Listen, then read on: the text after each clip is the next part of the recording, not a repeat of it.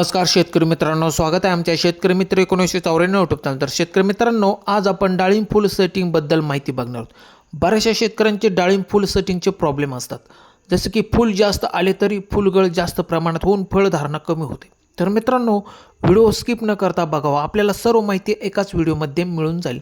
तर चला जाणून घेऊया।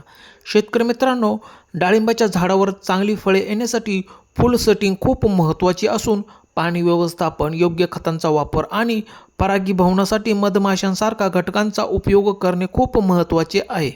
तर शेतकरी मित्रांनो, डाळिंबाला पानगळ फवारणी केल्यानंतर लगेच छाटणी करा, जेणेकरून झाड नवीन वाढीसाठी ऊर्जा केंद्रित करू शकेल। पानगळ झाल्यानंतर आणि छाटणीनंतर लगेच पहिले पाणी द्या। पाणी देताना झाडाच्या गरजेनुसार आणि जमिनीच्या ओलाव्यानुसार व्यवस्थापन करा। शेतकरी मित्रांनो, जमिनीत ओलावा असताना NAA आणि बोरॉनची फवारणी करा आणि निंबोळी पेंट ठिबक खाली टाका।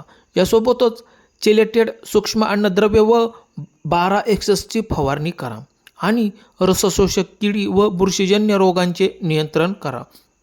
तर शेतकरी मित्रांनो, फुल सेटिंग सुधारण्यासाठी नैसर्गिक परागीभवनासाठी मधमाशांसारखा मधमाशांचा वापर करा।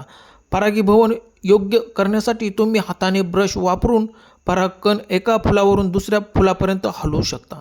मादी कळींचे प्रमाण वाढवण्यासाठी, फुलगळ रोखण्यासाठी योग्य औषधांची फवारणी करणे खूप गरजेचे असते। तर शेतकरी मित्रांनो, डाळिंबाच्या झाडाला योग्य वेळी पाणी आणि खतांचे नियोजन करावे लागते। पाणी कमी झाल्यास किंवा जास्त झाल्यास फुलांच्या सेटिंगवर परिणाम होऊ शकतो। मित्रांनो, अशा वेळेस काळजी घ्यावी लागते। तर तुम्ही बघू शकता, बागेला खूप छान प्रकारे फुल सेटिंग झालेले आहे। तर शेतकरी मित्रांनो, दिलेली माहिती कशी वाटली? आवडल्यास लाईक करा, शेअर करा, सबस्क्राईब करा। धन्यवाद।